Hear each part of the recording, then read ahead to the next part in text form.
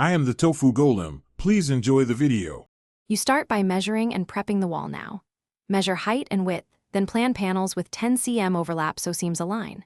Once measured, clean the surface thoroughly, remove dust, grease, and flaking paint so the paste sticks.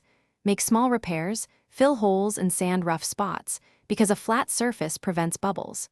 Cut each wallpaper strip with 5 to 10 cm extra at top and bottom for trimming.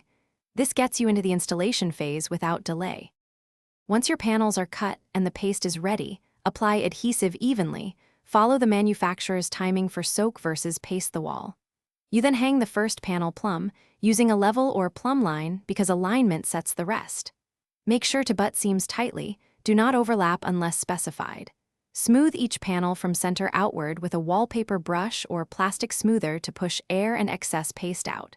If trimming, hold a straight edge and cut slowly so cuts stay clean. You finish by trimming excess paper at top and bottom with a sharp blade and a straight edge, pressing seams firmly so they bond.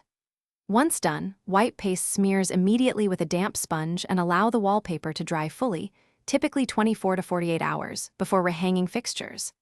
If small bubbles appear, lift the seam gently, reapply paste, and resmooth.